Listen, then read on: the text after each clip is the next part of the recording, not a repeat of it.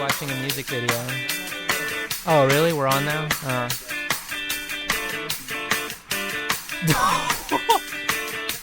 Damn, Bridgemon. Coming at you live. It is Plutocracy Now. Plutocracy Now. I am Tez Ricklin. Joey Hornbuckle. Bridgman Bolger. Scott Brown. Today we're going to be talking about the environment with a special focus on climate change, energy, the whole big picture of Mother Earth, and whatever else we think about. But we've been good citizens, and we've gone down to Dekalb County town halls. We went to one Tuesday night and one Thursday night. We met with the representatives. We shook their hands. We talked to them. We asked them tough questions. I asked them a question that people told me it stopped the crowd. The crowd went silent. There was a pause before they even answered. Like 10 seconds. 10 second seconds. pause. We should have had it recorded. The next time Plutocracy Now will be recording that. So I simply asked them about political corruption. My question was, in line with our second show, was Georgia's been ranked as the most corrupt country, most corrupt state, thank you very much, according to the Center of Public Integrity. And even though there have been some methodological quibbles over how the study was conducted, the central point remains that Georgia was ranked last. And there clearly has to be something we can do. So I asked them, yes or no, is political corruption a problem in Georgia? And number two, what are you going to do to fix it in the coming 2013 legislative term? That was my question to them. I mean, you would have hoped that they would have jumped all over that. Yeah, but it was just utter silence. That's the kind of question that should excite you, that somebody's saying, hey, where's the integrity? And you should be able to say, let me show you the integrity. The first reaction I remember is one of the representatives had a disgusted look on her face, looked annoyed, and she said, can you be specific? I don't know what you're talking about. So I whipped out my smartphone and said, well, the corruption risk factors that the Center of Public Integrity said were la-di-da-di-da, whatever. 3 examples: open records, campaign finance, and it was something else that was in the AJC article. I haven't read the study myself, but I just quoted it, threw it out there for public debate. And enforcing ethics laws. Yeah, and enforcing ethics laws. Mm-hmm. So after I threw out those specific examples, finally one guy, Senator Fran Miller, he's a Republican senator in Georgia, he took the question. I appreciate it. He talked a lot. He took a lot of questions. He's one of the guys that we saw at both town halls. So kudos to him for actually showing up and actually talking and answering questions. And to be honest, he kind of played it like a politician. I don't even really exactly remember what his answer was to me. What do you remember from his response? He was basically saying that 95% of the Georgia legislature is composed of honest, hard-working people, public servants, and that corruption is not a problem, and this study is flawed. You know, I do remember the 95% term. He did throw that out. Yeah, that's a very good point. I don't know where he got that statistic from. Yeah, where's that study? yeah.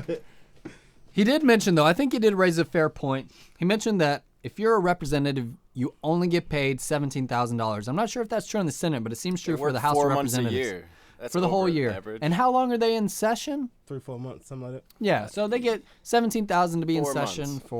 for several months. 4 months. 4 months. So I don't know. I don't know what's fair. I don't know if they get benefits. You know, I'd prefer it to be like more like a teacher's salary, a full-time job, and that 40 hours a week they were out there serving the public and not taking, campaign donations. They treat it like a part-time job, actually. Treat it like a part-time job? Yeah. Gotcha. So, but tonight, Thursday night, we both went, or we all three went. I was there late.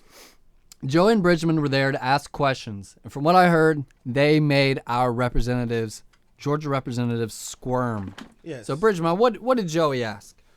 Joey asked a question pertaining to the gas tax, and considering that the price of gas is steady and that cars are becoming more economical, less people are buying gas, so therefore less revenue is going into to the gas tax. And he made a connection to the ethics issue by bringing up the issue of Delta and them providing privileged flyer status to a number of state representatives, and it caused the uproar. We had one person who was talking about, I want to say it was Fran Millar, said, I don't get that anymore, and it's not really a serious issue. And Representative Holcomb was rather disgusted by that response, and he responded by saying, I might be the only member of the whole entire legislature who actually earned their flyer status by actually paying for for flights. So kudos to Scott Holcomb. Yeah, it was good to see somebody say that rather than say, well, I used to get those benefits and now I don't. So what corruption are you talking about? Right. So Joey, what did Bridgemont ask? What was his question? Bridgemont went up there. He asked one question. He said, you guys want to talk about the gerrymandering issue, seeing as how I think people generally feel that was unfair. And everybody felt like they needed to answer that. Some of them felt like they needed to tell their personal stories, how their friend was victimized, how this is just the way that politics always is, and so that's why they don't complain about it. So depending on whether they were a Democrat or Republican, they were talking about why this was terrible or just why this was ugly but normal and expected in politics. Senator Fran Millar, he said, well, they did it to us 10 years ago. Basically, that's his response. So, like, if you should look at the records 10 years ago when the Democrats were in control. Look how they did us. But if you look at those records at the Democrats that were in control 10 years ago, most of them aren't around anymore. I mean, the people that are there now is a totally new set of Democrats, and he's like trying to blame them and say, well, you did something bad, so we're doing something bad. But actually, they didn't do something bad because they weren't serving 10 years ago. That was a completely different Democratic Party that we had 10 years ago. Yeah, and Millar tried to explain how everything was approved by the Department of Justice, and there was the Department of Justice has never cleared anything that was corrupt. They used to talk about how it was federal oversight, but clearly, Representative Darshawn Kendrick, she felt that she was targeted by this gerrymandering. Because she made a point that her district extends to areas of Lithonia all the way out to Loganville, from more more residential areas to more rural areas where people have chickens and cows.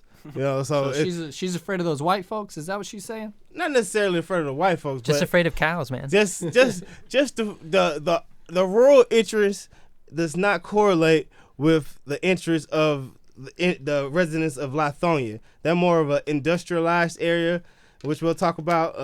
I'll talk about it right now. At the first town hall meeting, there were maybe 15 people who represented Lithonia, and they were in an uproar over this biomass facility that's I guess it's going to be built. They're trying to stop it. There's a lawsuit, and a lawyer by the name of Janice Smith McGam. She's a lawyer representing them, and she's trying to stop the building of this biomass plant. It's really a gasification plant, but the company has stopped using that term because biomass sounds more friendly and healthier. Yeah, who could be against biomass? Right, it's green. It's got bio in the name. Right, exactly. So, yeah. It was interesting. I worked in an environmental health lab. And she threw out the words carcinogens and toxins that were going to be coming out of this biomass facility, which, by the way, she called it a biomass facility, so I find that interesting. So I got to talk to her tonight, and I was like, I didn't really care too much when you said toxins and carcinogens, because I'm like, give me the specifics. I have a chemistry degree. I want to know the specifics. And so she said it was particulate matter. She was concerned that this facility was going to pump out a lot of particulate matter, and particulate matter does kill. It's not good. So I'd like to get more data. She gave me her card, so she didn't give me a website and said, oh, no, the data's public. So she said she would show me the data in an email or something. I don't know. So I don't know what to make of this. Sometimes lawyers like to trump up issues so they can get money and get a community up in arms just so they can have sue somebody to try to get money, even if it doesn't help anyone. But hopefully, all these Lithonia residents are charged up over some real issues and real facts that's really going to affect their air quality and affect their health and affect their life. Well, I would like to say is in that particular area of Lithonia, there's already a landfill. There's a junkyard for cars, and there's massive amounts of industrial infrastructure in that area already. So I can understand. I'm pretty sensitive to the concerns of these people, considering that they already have all this pollution in that area. That's a great point. And honestly, let's be real. Let's talk about race. So most of the people that had these concerns were African American. Right. I was thinking that maybe subconsciously what's going on is that the African American community in Lithonia feels like they're getting all of the public infrastructure that's dirty, like landfills, and really their concern is just going to lower their property value, make their neighborhood look bad, and that they're just throwing out these words like carcinogens and toxins because they're just tired of getting all this dirty infrastructure.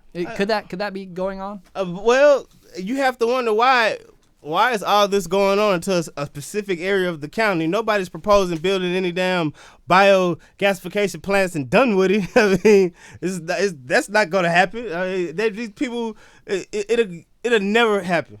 But let's keep sending it to Lithonia because it's already dirty there. So let's just make it more toxic for the people of the area. You know, and unfortunately, it's always the lower class people that have to deal with all the more the dirty infrastructure. And unfortunately, in this area of Atlanta, it happens to be a racially segregated class thing, so it's more African Americans. And unfortunately, that's the case. And they feel like the elected representatives have thrown them under the bus. Cause see, economists would call that negative externality. Yes, we would call it that. We would also call it a disamenity. What's that? So I think that it means it's something that if you put it in an area, it's the opposite of an amenity. So it makes people not want to live there. My understanding is that the logic they're running off of is that you have to put landfill stuff somewhere. So I think they're trying to put it all in the same place in a part of the county that they feel already had low property prices and already had not as many people living in it as like the rest of Dekalb. Not that justifies it, but but in an economic way, it kind of does. Because why drag down the property values in Dunwoody if you can just kind of put it somewhere else? It doesn't really affect the property values very much. If you lived in Lithonia, I promise you wouldn't feel that way. Well, yeah, that's the thing. Like you know, it's not in my backyard, right, so people feel fine about it until it's their backyard, and they're like, "Well, why are you picking on me?" And you can give them some kind of slap on the back argument like that, but that doesn't mean anything to them. That's not something they can go home and tell their kids. Well, I will say, this proposed gasification plant will bring in $60 million of tax revenue, and it will add about 100 jobs. So, maybe that's an upside. 100 jobs of people that will be living in Lithonia. Yeah, they won't be living in Lithonia, but Let's hope they do. All right, so Plutocracy Now is there. DeKalb County, they're questioning our representatives. I asked a tough question. Bridgman asked a tough question. Joey asked a tough question. We were there, and we will publicize it next time these town hall meetings happen so that we can get a larger crowd. And we want to see more of the constituents of DeKalb County at these things, and more young people. I want to say people represented under 30 could have been counted on one hand at both town hall meetings that we attended. And I think that, this results in a lot of our concerns being pushed to the back burner because there were a lot of people talking about senior issues, Medicare, Medicaid. But when it comes to issues that are of high concern to the youth, it's like we get pushed to the back burner, and we are the ones who will inherit the future. And we've changed the world several times in the past, from the civil rights movement to the Occupy movement. So it's time for us to get greater civically involved in our own stake in the future. Yeah, so don't let the old people decide what's going to be happening in your lifetime. And that's real. Because they don't have any stake in it.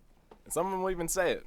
Yeah, that was like, well, Medicare is going to be around for me, so, I don't care about 20 years from now, but as long as Medicare is going to be here for the next 15 years. By the time it's insolvent. Well, but wasn't there somebody there that was asking the state legislators about Medicare as if it was like a state program or something? Yeah. Yeah, that was pretty clueless. Like, you shouldn't ask that to state legislators. They have absolutely no control. And what did Fred Milan say? That's a federal issue. Hank Johnson should be here to answer your question.